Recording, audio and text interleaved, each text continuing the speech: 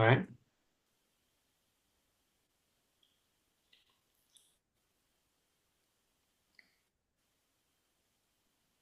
I want to thank everyone for joining us this afternoon for an Encore Learning Presents with author David Poole.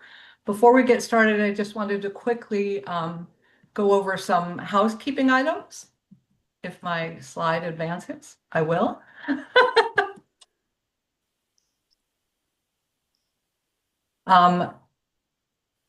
Please this is a webinar, so you don't have the option of turning your mic and camera on. All questions will be done in Q&A. And at the end of David's lecture, we will answer those questions. Use your Zoom control bar to either display or hide live transcript. You go down to the bottom of your Zoom bar, you can click it on and off. It's a toggle. So if you want to see the transcript, click on that. When you leave the webinar, you will see a survey request. Please, it's very brief, and we really appreciate if you answer that survey.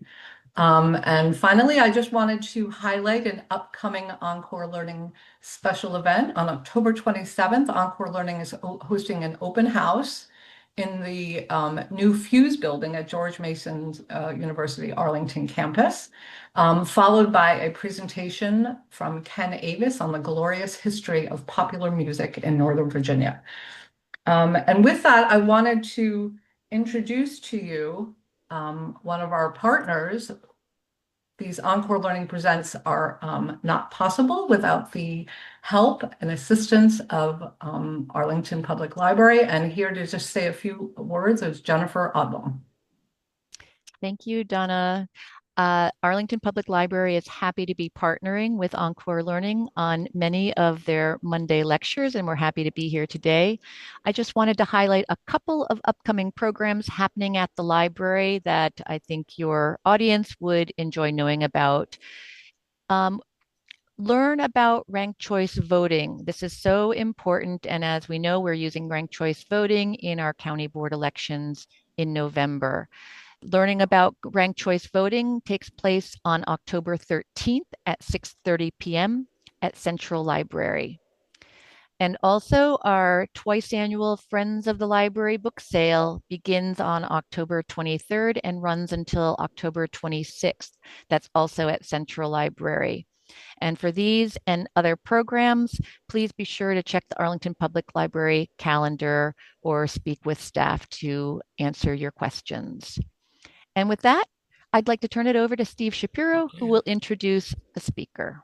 Right. Thank you very much, Jennifer. So I have the honor of introducing David Poole. So David, as you'll learn, was the founder and for 25 years served as the executive director of VPAP, the Virginia Public Access Project.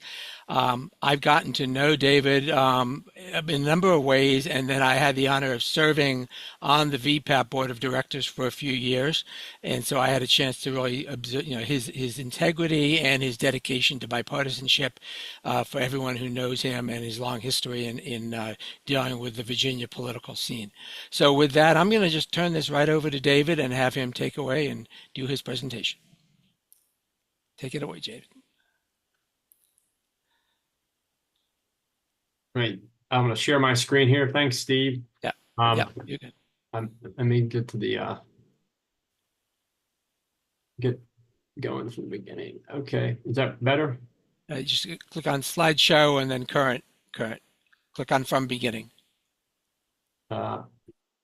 This.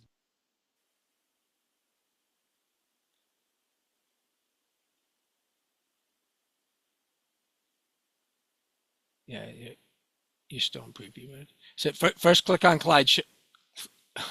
slideshow, and then from beginning. From the beginning. All right. Well, we'll leave it at that for now, I think. I don't know, for some reason it's not giving you full screen. I'm not quite sure why. But everyone can pretty much see your slides.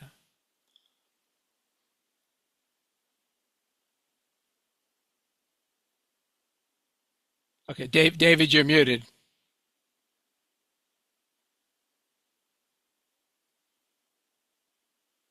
Okay, sorry about the technical problems. Hang with us here.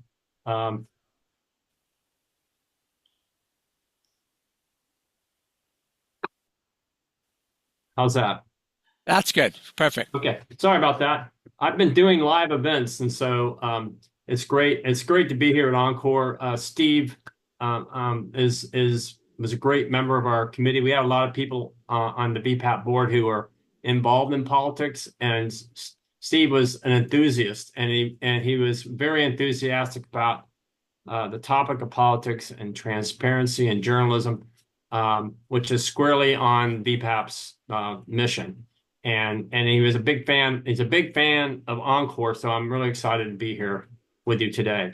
And this audience may be from all around Virginia or all around the district area, the region. So I'm not sure if everybody knows the story of Virginia politics or VPAP. So I'll kind of start with a kind of basic understanding of what the Virginia Public Access Project is. We're a nonprofit group that basically tries to bring transparency to Virginia politics. And transparency sounds great, right? Who could be against transparency? But transparency is really important in Virginia because it's one of 5 states with no limits. And most states have erect a legal barrier between those who have money and those who hold power. The idea is to place limits on how much money can transfer across to the people in power. That's the way they regulate and control corruption. Virginia has no wall. If you are running for office, for state or local office in Virginia, you can take donations of $1 million or 10 million or however deep your supporters' pockets are. And so the theory in Virginia and VPAP, there was a theory of how this was supposed to work. And the theory went like this, that, well, first of all, in Virginia, a winning argument, political argument, is to look across the Potomac into DC and say, hey, look how dysfunctional this is. We can do better in Virginia. So that's, the people looked across the Potomac and they saw a very heavy regulated system of money in politics with severe limits, and yet money flowed into federal elections kind of without restraint. So Virginia said, well, let's do it differently. Let's just put all the money on top of the table and people can decide for themselves, right? The theory was that if politicians knew that their constituents could see they're taking too much money from one donor or too much money from one industry and then turning around and doing the bidding for the industry, kind of paying more attention to their cash constituencies than their voting constituencies. Well, if that were the case, if voters could see that, they would act accordingly at the next election. The problem was there was a gap between the theory and in practice. In practice, the campaign finance reports were mailed in, and they could take a long time to get to the Board of Elections. And, there were these giant stacks of documents, all on paper, many of them illegible or barely legible. And they filled up these file cabinets at the Board of Elections. And as a reporter, which was my background when I started VPAP, we would, I remember my colleagues and I from the competing papers, we would traipse down to the Board of Elections office and ask to see the reports, and with our notepad and our pencils. And those were not the right tools for the job. There was just so much paper, the voluminous paper, you really couldn't make much difference. You really couldn't get very far beyond, this is the candidate has raised the most money. And so there was a gap between the theory and practice in Virginia. And what happened was, VPAP came along at the rise in the power of desktop computing in the mid-90s that gave reporters the tools to do quantitative research on campaign finance information for the first time. In 1994, some of you may recall, that was the year that Newt Gingrich and the Republicans flipped control of the U.S. House of Representatives and Congress. And and again, this is about the time this rising power of computational skills. or computation. So some reporters on the federal level noticed that after the Republicans took over the House of Representatives, the money that had been flowing, the business money primarily, that had been flowing to the Democrats suddenly was going to the Republicans. So in other words, money followed power. So the next year in 1995, I was a reporter in the Virginian Pilot Roanoke Times Bureau in Richmond. And the Republicans in Virginia were within shooting distance of winning the majority in both chambers of the legislature for the first time in more than a century. It had not been since Reconstruction that Republicans held power in Virginia. It was through gerrymandering. Even though Virginia state elections had been very competitive, the previous 7 elections, 4 had been won by Republicans, 3 had been won by Democrats. The legislature was still the last redoubt of one-party control in Virginia. So we had a reporter in the Virginian Pilot's Bureau, and the Virginian Pilot is the newspaper in Norfolk. And she was part of this, what they called computer-assisted reporting, reporters who use these early phases of database. If you know anything about computers, Microsoft has a database manager called Access. But before they had Access, they had a thing called Fox Pro. You're a real geek. I bet you Steve Shapiro knows has some experience with Fox Pro. These were the pioneers of desktop computing were using Fox Pro. And so Lisa Olson, who was this Midwestern nice reporter whose exterior hid a very tough reporting mindset, she came to the Richmond Bureau and said, if the power shifts in Virginia, we need some baseline data. And I said, that's when I said, kind of, what's baseline data? And in 1995, the little computer on my desk was nothing more to me than an electronic typewriter. And that would quickly change under Lisa's guidance. So I was a new guy in the Bureau, and that made me the low man on the totem pole. So I was assigned to go to the State Board of Elections and gather up all these paper documents and bring them back to our office. Lisa would come in from Norfolk on the weekends, and she and I would type all these paper documents into a database. And that's kind of how this got started. And to show you kind of why this was needed, I don't know, some of you may remember the name Vance Wilkins. Vance was a state legislator from down in Amherst, Virginia, which is along the Blue Ridge Mountains near Lynchburg. He was a kind of a rough-hewn road contractor, bridge contractor. And when he came to the legislature in 1976, the Republicans had 21 seats in the 100-member chamber. But Vance dreamed of being on the dais and being the speaker. It seemed an unattainable goal, but he was determined. He sold his company. He started recruiting candidates. And through the 70s and the 80s, Republicans made this incredible strides. And then by the 90s, they were in shooting distance of winning. And he knew, though, that because the Democrats controlled the levers of power, the Democrats had their hands on the levers of power, the Democrats were outraising the Republicans 2-1. He was frustrated by that. He had a staff member who a couple times a year would give him a report showing, here are the donors we think are shortchanging the Republicans. We're near parity, but they're, it's really lopsided in their giving. So I went to see him shortly after VPAP's website went online, and I'm kind of getting ahead of the story here, but it's 1990. This is early 1998. I showed him the website, and he sat right down at his aide's computer, and he went online and he found a business, a big company that had given the Democratic caucus $10,000 a previous year, but his caucus only $5,000.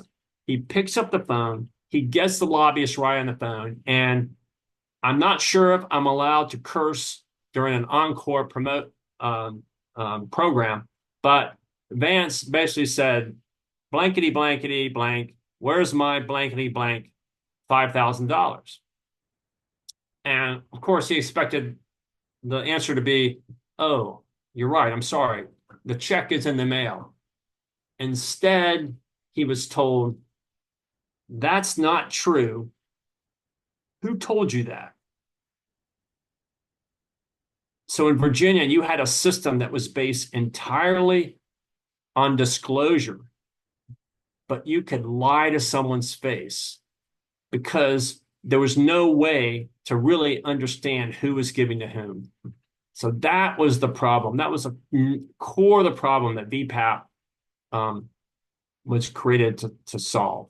So what happened was in 1995, the Virginia pilot was doing, we were doing our database. And in Richmond, right down the street, the Richmond Times-Dispatch was working with Bob Holsworth at VCU to do a competing database. It was like this old-fashioned newspaper war to see who could turn this data around after each reporting period. And we got, we got some great stories out of this, that we were able to show, present charts, begin to give a granular idea of who was giving to who the biggest givers are, and what percentage of money we're going to, in this case, incumbents. We were able to show in a quantitative way the symbiotic relationship between legislators and business givers. And we were able to show that legislators got about half of their money from about 150 business companies and business PACs and trade associations. And these trade associations, business groups, gave about 95% on average to incumbents. The idea was, you may have an incumbent who is philosophically opposed to whatever your company is trying to advance in the General Assembly, but they would, but you would most likely give money to the legislator anyway, because the incumbents nearly always won. And if you played nice with the incumbents, then perhaps you might, even though a legislator might vote against you 80% of the time, you might make that 75. You might win on the margins. But the real reason was, we think about campaign donations as like, we think of a political gift. Like these are partisan motivated actions, right? You think about what motivates your neighbors or your friends to give if they give. But the businesses, these were business investments. And businesses tend to be risk averse. So it's one thing to have somebody who's disinclined, a legislator who's disinclined to support your position. It's something entirely different to have a legislator who's not inclined to vote for you, but is pissed off at you. So we were able to show kind of how the game is played in politics. So that was, but the editors at both the Roanoke Times and the Pilot and the Richmond Times-Dispatch, they just said this is too big of a job for any one paper. So that's when they both independently went to the Associated Press and asked Dorothy Abernathy, who is the head of the Richmond editor, if she could try to get a consortium of papers together to pool their resources to share this resource. So, in fact, I was on a committee to help kind of draft a request for proposal. We were trying to find a contractor to do all this data entry that both newspapers had done. And that's when this kind of dim light bulb kind of flickered over my head. And I thought, well, maybe I could do this. And maybe I could turn this into a public resource that does more to schlep data to the papers, that become something that the public can use.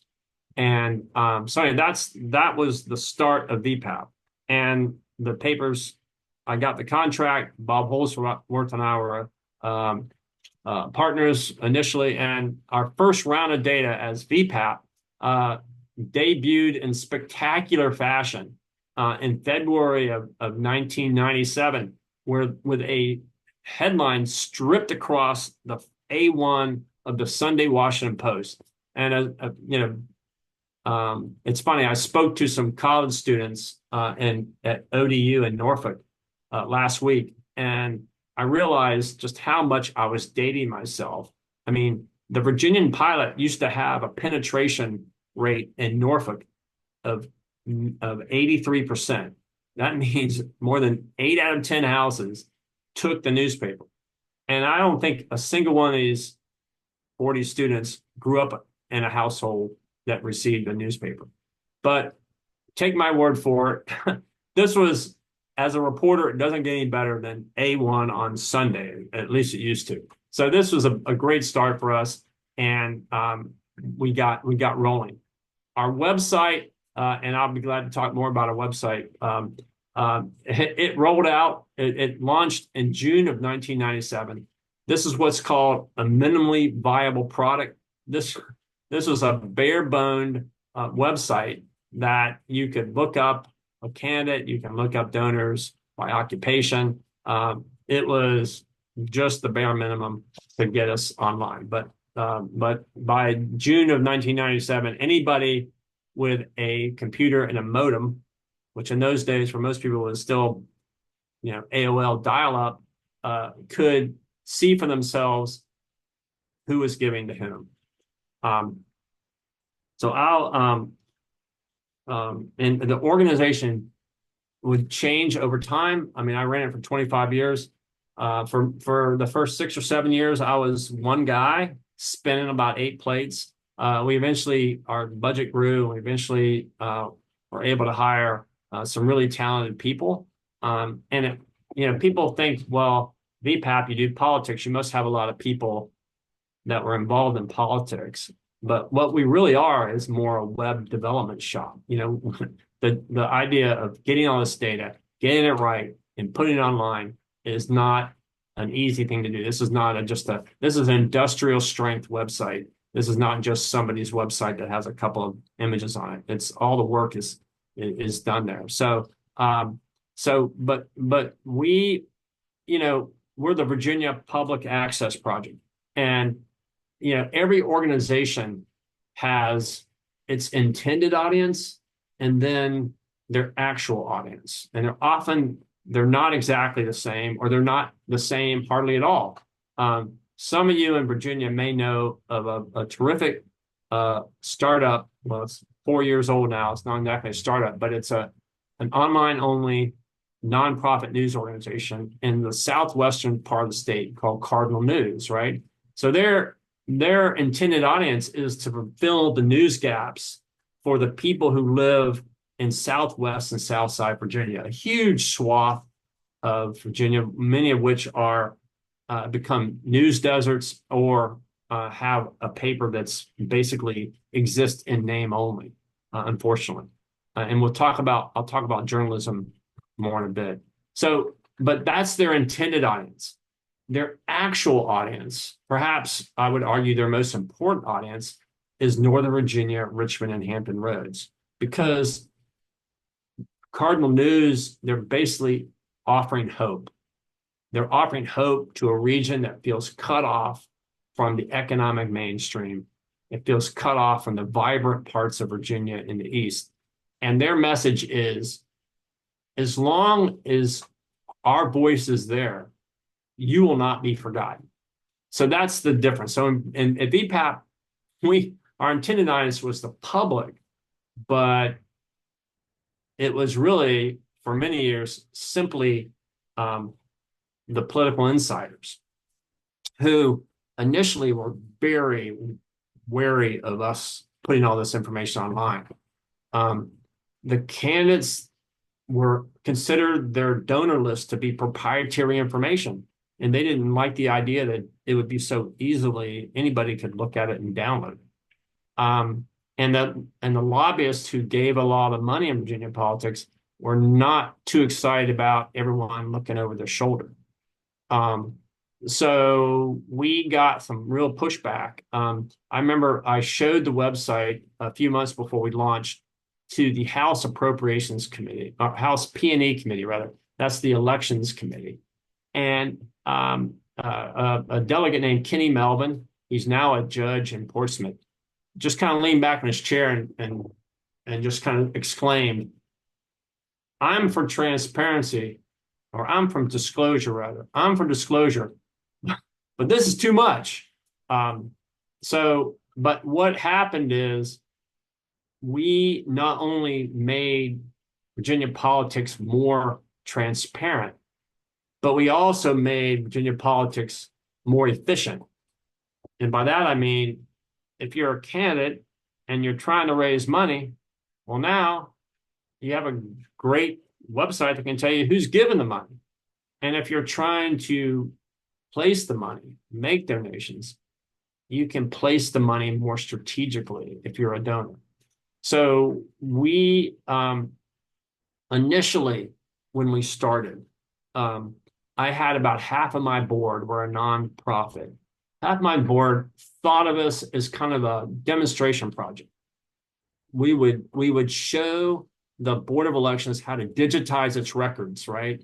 And then and once they did that, we would declare victory and put ourselves out of business. Another half of the board thought, wow, this is really valuable information. This is business intelligence for the political community.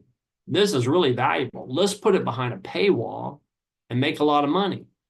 And in that first year, I was too busy just trying to keep the data flowing, but I basically deflected both of these approaches. Because one, I was having too much fun working with all this data to stop, wanted to end. And then second of all, I really believe this should be a public resource. And that's the way it's been kind of a struggle, but that's the way we went. And so it's been difficult to find tools and things that are of interest to the public.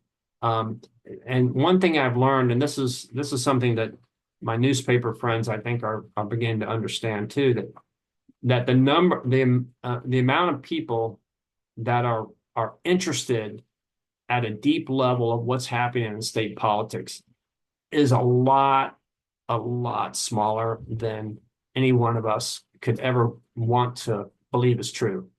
So what we've done over the years is we've taken, in addition to campaign finance data, we've taken other state data sets and integrated them together to try to make this information more useful to people. We've taken legislative information, tried to have fun with it. Here's a way to look up issues that are important to you. We use the old automat diner kind of concept. And we also started a K-12 and have a K-12 program for middle school and high school teachers to help them teach civics to school students across Virginia. We've created an archive of political ads. Now, if you're not sick of them already, you can go to our website and you can really look at and learn from what are the issues that people are talking about and how are they talking about them. Those resources are on our website. And the granddaddy of them all in terms of opening up our audience was in 2011, we inherited a news aggregation system by an Arlington fellow named Tom Whipple. Many of you maybe know Tom or know his wife, Mary Margaret, who was on the county board and then later a state senator. But Tom had started getting up at Odark 100 and pulling together news articles from all the downstate papers and sending them out. And he had quite a following. He had several thousand people that every morning, that's kind of how they got their news. How instead of going around and looking at all these different papers individually, you could have all the information in one place. So that really helped us because the audience of people that are interested in the news is many, many times bigger than the people who are interested in coming to a website and searching through a bunch of numbers.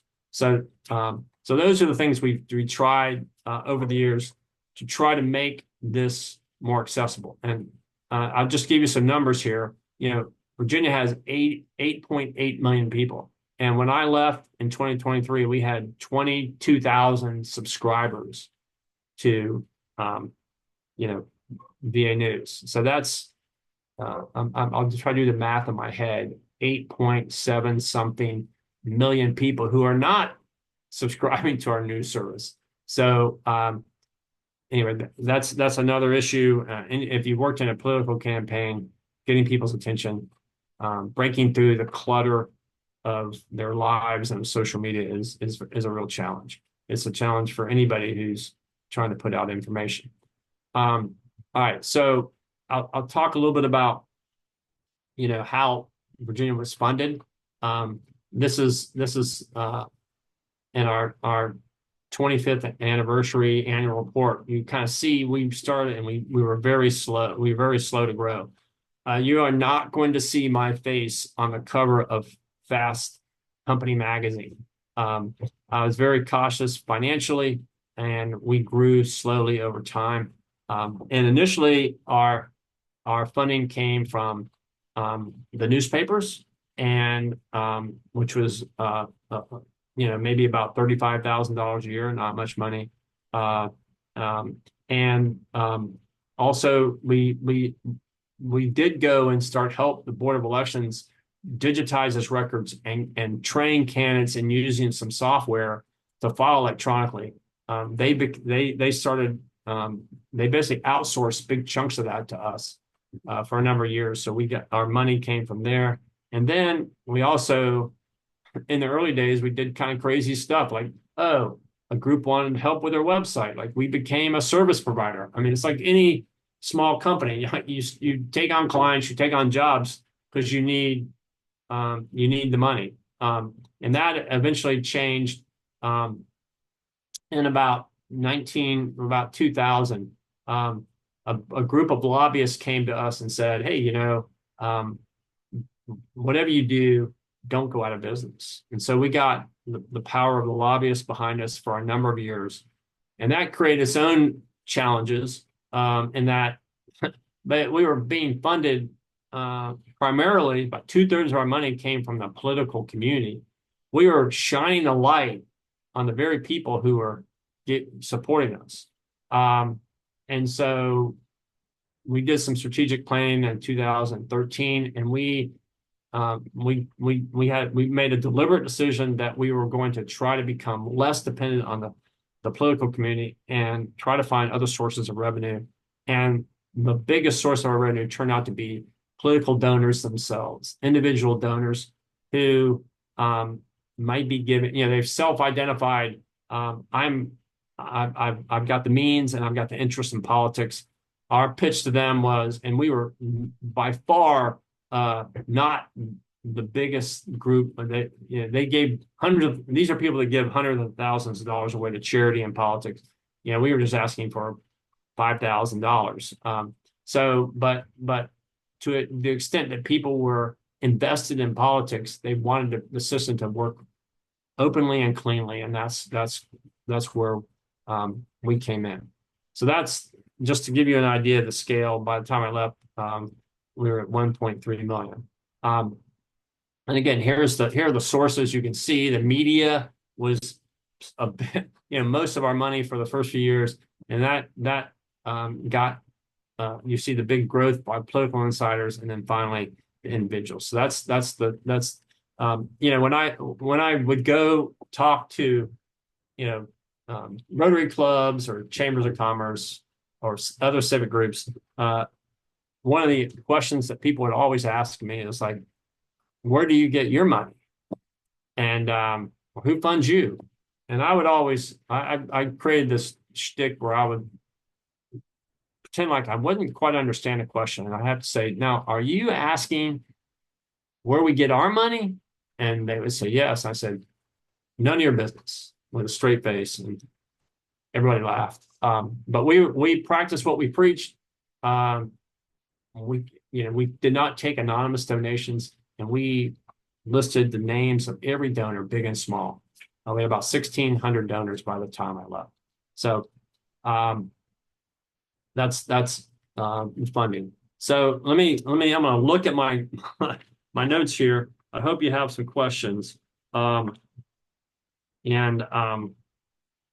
one of the ways that we tried to expand the audience was to create data visuals. This is something that we were doing this.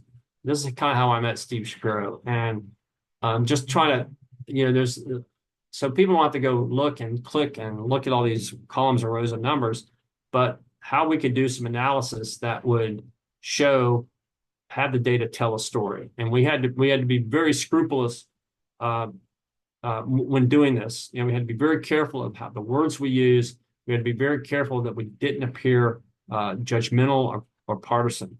That's one thing. If you've never heard of VPAP, a lot of people mistake us for a watchdog, right? And we're not a watchdog. We watch, we let you watch, we should allow people to watch, but we don't bark and bite. In other words, we don't say, hey, oh, wow, look at that money, or man, did you see how much money she took? We take a very non-judgmental approach. We simply say, we have a system based on disclosure. We're going to make it as easy for you to see it and decide for yourself what it means without a lot of judgment. So anyway, so the data visuals, and I'll walk you through a few of these. These are really a lot of fun. This is, I call this the Andy Warhol of gubernatorial elections, or these are presidential elections. You can see how Virginia has changed over the year from red and blue. And you can see, it's just remarkable. And I think about the coal fields of Virginia, when the Democrats used to come out of the coal fields of Virginia with, 20 or 40,000 point vote margin, and now it's completely red. Northern Virginia used to be red. It was kind of the anti-bird machine before this. So anyway, that's an interesting thing to see how that's changed. Here is showing how much members of the state Senate raised in an off-year election, and just kind of shows you, and basically it's pretty interesting. The people at the very bottom, several of those people did not run for re-election. It was kind of an early indication that these people may be on their way out. And of course, the leaders of the Democrats and Republicans are in the top. But anyway, that's just a different way than your standard bar graph to show money flowing into politics. And in the 2020 election, when it was the COVID election, when all of a sudden people were voting early, and this, I believe, is the city of Richmond, and the central absentee precinct in 2016. You can see it was bigger than your standard precinct, but but it just exploded in 2020, and it changed a lot of things about how we could understand election results after that, because these votes that go into the central absentee precinct at the time were not reallocated back to geographically the neighborhood. So you really didn't it was half the votes were over half the votes were, not geographically chartable. So that was it was a big deal. Here's a precinct level, I believe, look at donations, which candidate is leading in different parts of the state. We've done this in several elections now.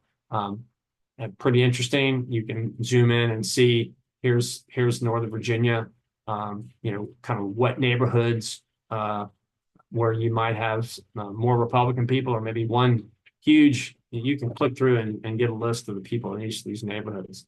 Again, an idea of this granularity that helps people understand what's happening around the state or in their neighborhood. So those are just a few of the data visuals. that we use. So I want to check the time here. I have to kind of go over to a different device. So I've got about 20 minutes. I'll try to talk through a couple of the big themes of the book. The first is, and this book started as just an organizational history, straight up organizational history. And an editor at the University of Virginia Press said, no, there's more here. A couple of things, and that is one, VPAP developed a business model to provide paywall-free political information at a time when newspapers were just in free fall from the effects of the internet. A lot of people don't understand that newspapers, and I grew up, I'm sure you did too, if you're over 60. That's just, we always had 2 or 3 newspapers delivered to our house. And but newspapers were never in the news business.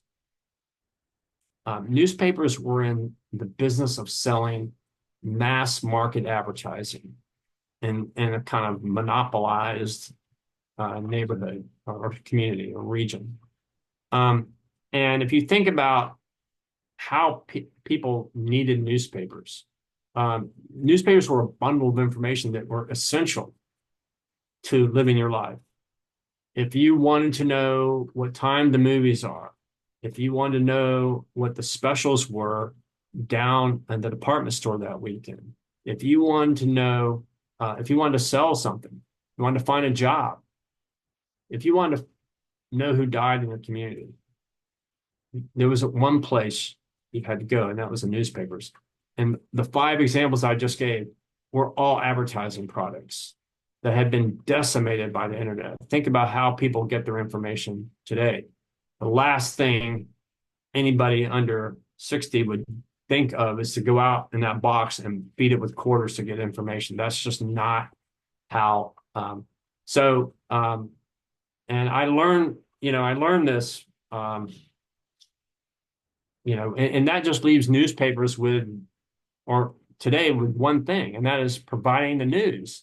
What's happening at City Hall, schools, courts, and the amount of people that are really paying attention to that is really small. And I found this out when I went home to work for my hometown newspaper, the Tampa Tribune, and my mother was just so proud. She told all her friends, David's writing for the Tribune. But it didn't take me long to realize she was not reading my stories.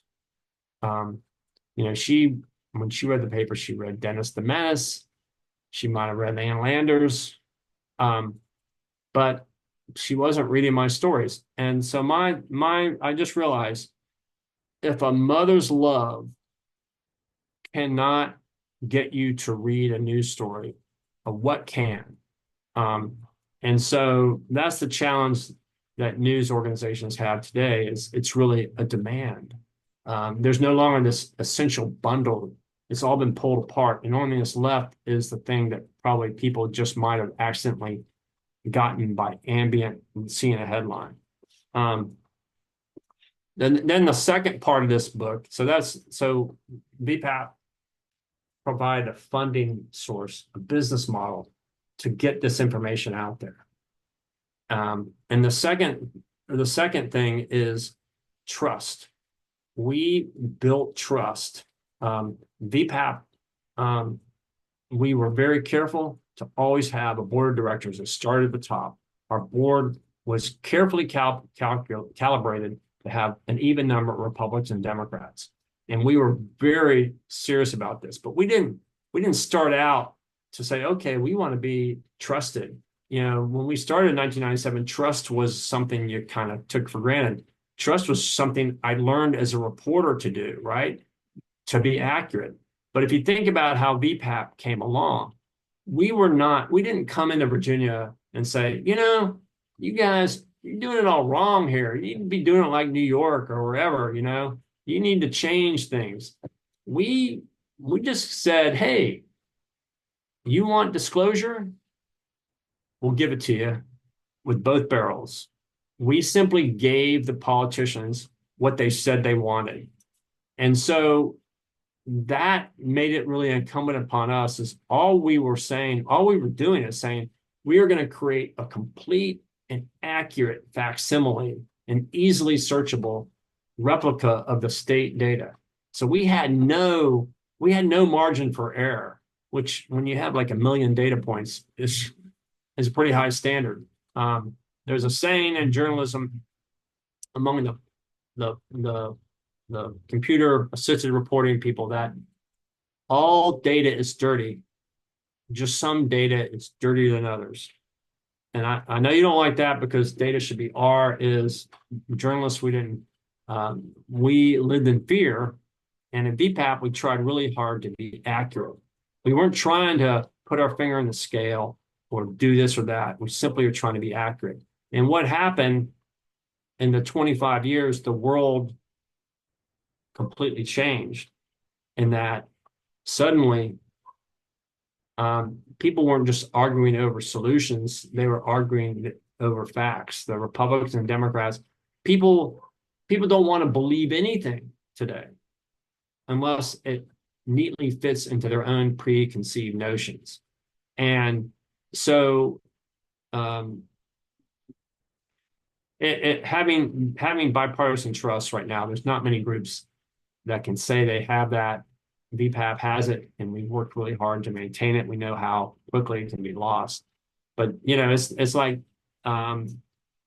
it's not like we started out and say, hey, look at us, trust us.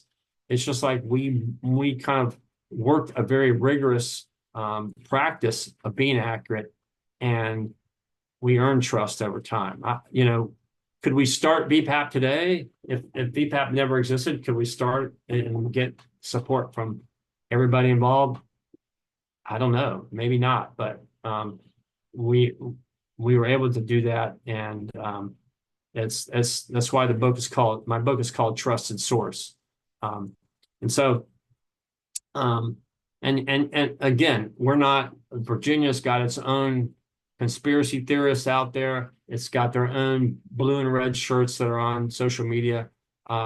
We're not, there's a limit to what VPAP can do, but at least in Virginia, that if you talk about the basic facts of where the money is coming from and other information from this political database, that at least everyone's singing off the same hymnal. And for whatever that's worth, that's great. So anyway, that's so my editor pushed me to say, let's offer VPAP as a solution, a national solution to this problem. And she pushed me a little further than I really wanted to go, because I can't tell you if VPAP would work in North Dakota or Vermont or even North Carolina next door. I just know that it worked here. In my epilogue, where she wanted me to say, here's how VPAP can save the world. I simply said, here's why. All I know is how it worked here. And I go through kind of the things that made it possible for VPAP to succeed. And anyway, so we're probably close to an hour, but let me just kind of say that, even though that our website's often used by people who want to practice politics or lobbying, I know that Virginia is a better place that we're here, because if somebody wants to go and turn on the tap of VPAP, they can find out stuff. And I remember, I'll tell you a couple of quick stories. One was when we first started, all we were doing was the money inside of the ledger. And later, after about 3 years, we added the money out. So in other words, you could see how candidates were spending their money as well as how they're getting the money. And there was a legislator who, before we started this, would report every month or two that they went to Costco and spent $500 or $600 on office supplies. And when we started putting the expense side up, this legislator's appetite for office supplies completely disappeared. And he never reported another dime spent at Costco for office supplies. And so, and I'll tell you a story. You know, just before I left, I got a phone call from somebody in the Shenandoah Valley, and he said, you know, have you heard about this rails to trails that they're talking about out here? And I said, yeah, I sure have. I see a lot of people are on board. You know, this could help tourism, blah blah blah. And he said, well, um, I've looked. I've heard people in the community. There's some people that don't want this to happen because they want to maintain this right of way to restart rail service at some point in case the local economy demands it. And he said, and I've looked to see who they've given money to, and I think you should pay attention or you should watch this. This is worth watching. And so I said, I didn't even know his name. Just interesting to hear, you know, somebody in their community used our site in kind of the way it was intended. And when I was writing the book, I went back and looked at this, and it turns out that somebody slipped language into the state budget that said this is not a rails to trails. It has to be a rails and trails. In other words, it has to maintain. So, you know, just that's things kind of show up in the budget sometimes without any fingerprints. And this guy had it right. He had used our website. He knew enough what was going on in this community that he put two and two together. He connected the dots. And so anyway, that's I hope there's other people, and I hope perhaps maybe some of you like use it in that way.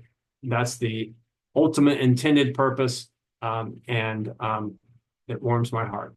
So I'm not sure who's going to ask the questions. Maybe you, Steve. But if there's any questions out there, I'd be happy to answer them. Okay, great. Thanks, David. Yeah, I have a handful here, and I was also going to make a couple comments, but let me go through some of the questions. So, you know, you've talked about the state legislature and the state offices.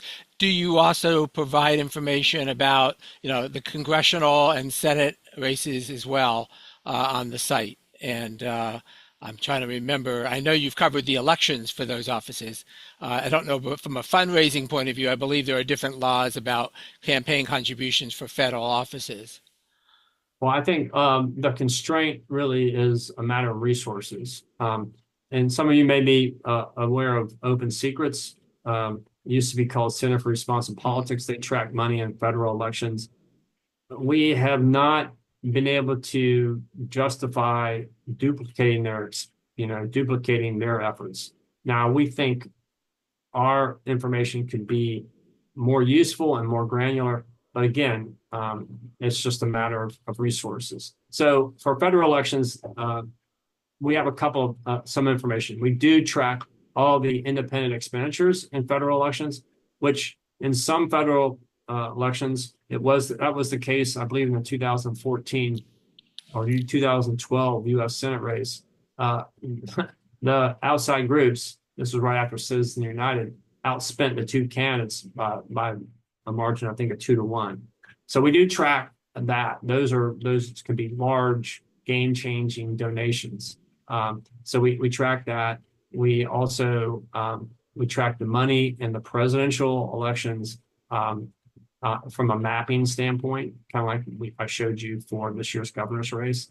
So we do some things, but we don't give it what we call the full VPAP treatment, where if Steve Shapiro gives money to a Virginia congressional candidate and a state Senate candidate and a local candidate, if you go to our website, you only see the local and the state under his name. We don't have the full federal yet. I think that's an aspirational thing. It would be great to get there, but we haven't had the resources. Anybody has a rich aunt who has a foundation who's looking for a good project, give me a call and I'll make sure I'll connect you with the right folks at VPAP. But that's, and I know that a lot of people obviously in the district are very focused.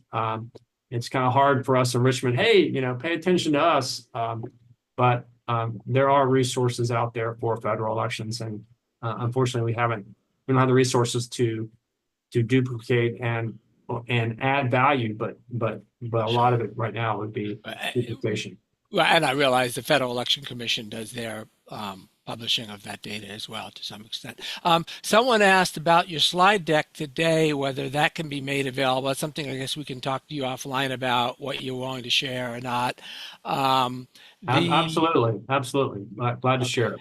And then, okay, someone that with the website, I have actually brought up on my computer, if you the VPAP website, if anyone wants to see what that looks like currently, so we can maybe talk about, because you didn't talk that much about all of the House of Delegates and state Senate races. I mean, the thing that attracted me to VPAP in the first place actually was not so much the campaign finance part as much as the electoral data and also the data visualization tools. I'm a big fan of data visualization, as you know, and there's an incredible repository of data, both in text form and in visual form, on the website, both going back and currently. If you want to know for every House of Delegate race going on right now, who the candidate is, the demographics of the district, the money, everything about that race, you can get that from the website now,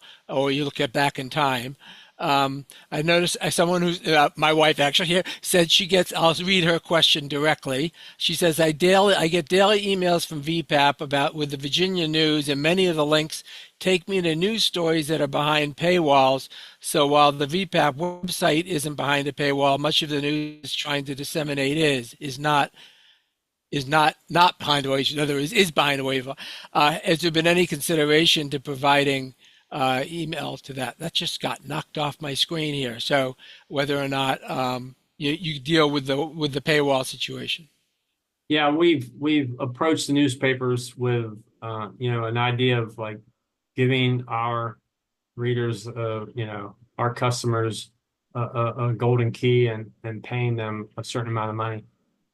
They were not open to that, and I think they're pretty smart not to be open to that, because once they do that, then they realize that these people are our customers, not their customers, and their goal is to make people their customers. So you're right, it's a frustration. I think if everyone's got to decide based on their own budget and their interest in politics, do they also get, they may be getting the Washington Post, they also need to take the Richmond Times-Dispatch or another newspaper. And it's a frustrating kind of thing. And it's also, it's a complex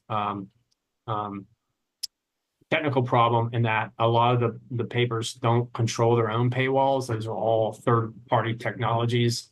So but that's the world we live in. Newspapers used to be funded by ads, and the papers were very inexpensive. And now newspapers, particularly downstate, and I know the Washington Post has its own issues, but the only revenue they really have now is their subscription revenue, and they're not going to give that up. Good, thank you. And so the website itself, which if you want to, we can bring that up and you can explain to people what's there and so forth.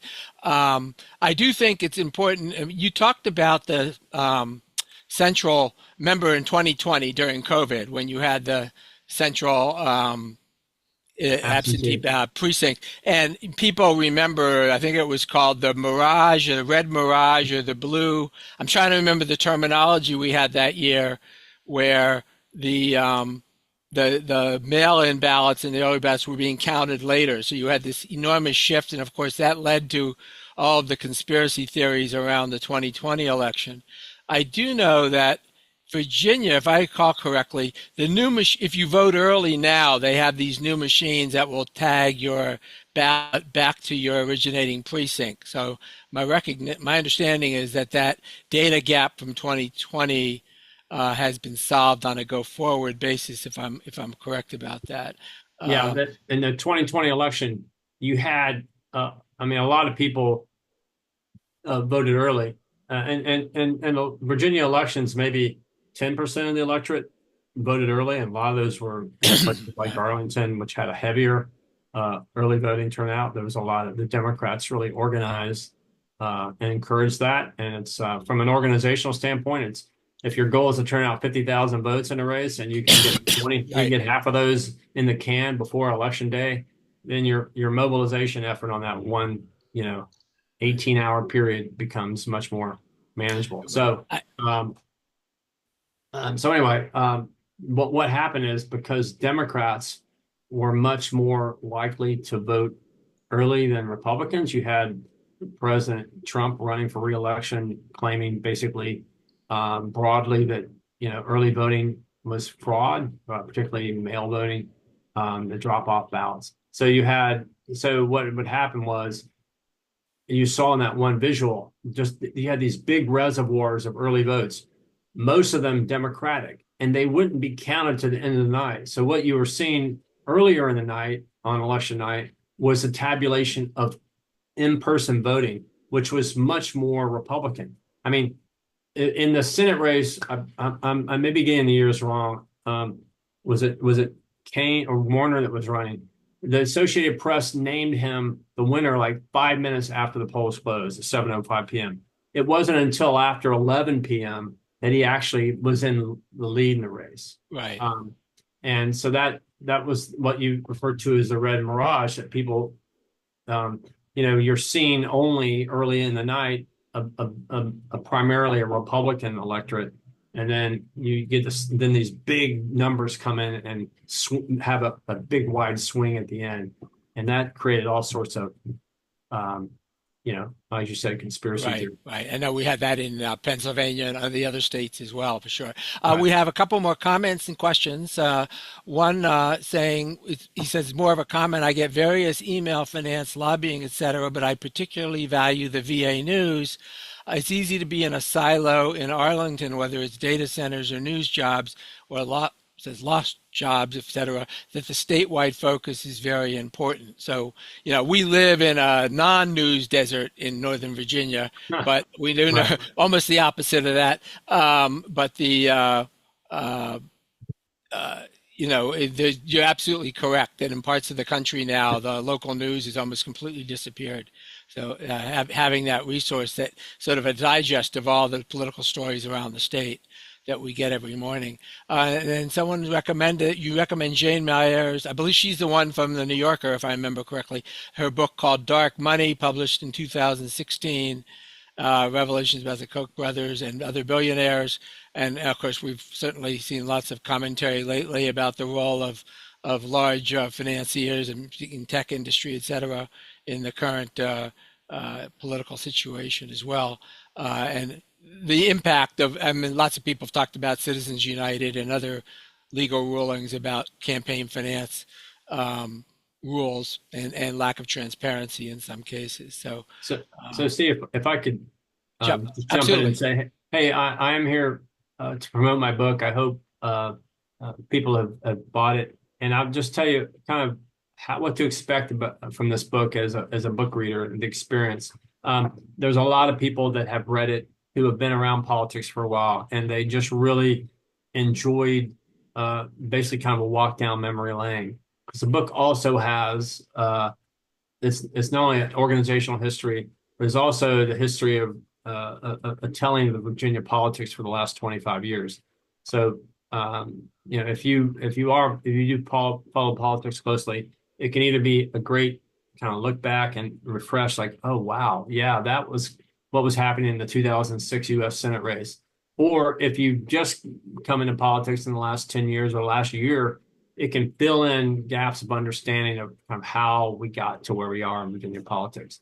Yeah. And it's also if you're a fan of VPAP, it's a lot of people have really enjoyed finding out, like, what is the origin story of VA News? How did your humor event get started? Just kind of all the things that make VPAP Day. How did you get data visuals going? It's really so from a kind of VPAP fan perspective, it's a fun book. But Yeah. So, and if you're, if you're concerned too about, and lastly, if you're concerned about just where we are in a world where trust in our institutions is just eroded, it at least gives a hopeful note that, that if an organization sets its mind to practicing this kind of nonpartisanship in a real deliberate way, that it can make a difference. And it's a lesson we all can learn, because I think particularly on social media now, um, people are not themselves on social media. They're probably they say things that they would never say to somebody's face. And I think we all have to lower the temperature and do a little bit better job of listening. And that, social media is a place that VPAP is really been out of place. Um, the coin of the realm in social media is to get someone to react. And the easiest way to get someone to react is to get them outraged. And outrage is just not in our tool belt. So it was really hard. It's really hard to put a message out that's a positive thing. And it's discouraging when you put a message out that you seemed like it's well balanced and based in fact, and then the only thing that people do is cheer and jeer about it. Um, so we all need to do a lot less reacting and a lot more thinking and reflection, I think. And so it's maybe a little political yoga from that standpoint. Yeah, I hear you. Yeah, I don't have any other questions in the queue here. So, Jeff, for those who wanted to go, if you want to look at the website itself, first of all, David's book is available on Amazon. I was able to order it right before it in the pre-ordering system that came out a few weeks ago. And I don't know if there's other sources, but I know Amazon is an easy one for many people to get to. The website itself is vpap.org. And you can browse through there at your heart's content, or go down many a rabbit hole if you wish. But it's a fantastic data resource that David's team has put together over the years. And, so I don't know if there's any other comments you want to make here. I don't have any other questions. Yeah, I guess. Someone said your book is in the Arlington Public Library. So, all right. Way to go, Arlington. Free over right now before it gets checked out. I don't know how many copies they have. But yeah, I guess I would say,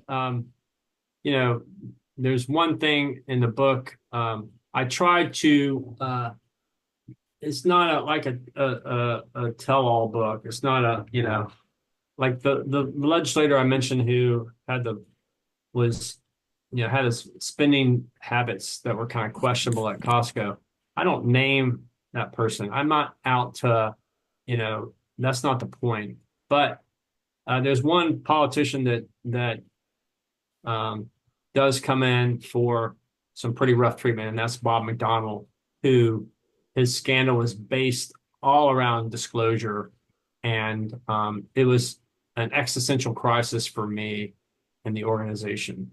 And it's, but I just think that it was a very difficult kind of time for VPAP, and it just showed to me how easy a politician could use a self-serving interpretation of these disclosure laws to not disclose 100,000 plus in gifts and loans.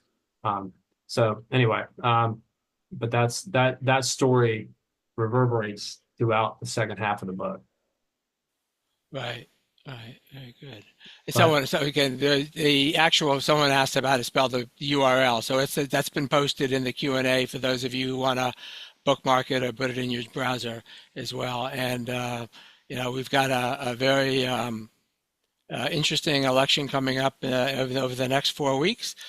Some of us were in the class this morning where the dean of the Shar School led off this a whole course that's going to be on the Virginia election. And we will have both two former governors, I believe, a governor, lieutenant governor, and state senator will be speaking to us over the next month in that course. So it's an interesting supplement to your conversation today. And Right. I know you know Dave, Dean Shaw, I'm sorry, Dean Roselle from the Shaw School very well. So Right. Terrific. yeah, Well, so thank you so much for giving me this opportunity, and everybody needs to go out and vote, whatever that means for them. You know, people ask me, is there too much money in Virginia politics? And I always say, um, I'm not sure if there's too much money, but I'm not sure what the right amount of money is, but I think there's not enough people involved in Virginia politics. So um, make yourself aware, and VPAP.org can help you do that, and hope you stay involved. very good. Okay. Well, thank you, David. Donna, do you have any closing remarks you need to make before we call this I a do night? not. I want to thank everyone for coming today, and it was really interesting. And don't forget to please fill out the survey. Right, right. So we're All right. very good. Okay. Well, thank you very much, David. Good to catch up with you. It's been a while, so Yes, um, thank you, David. Thank you. All right. take Bye-bye. bye bye.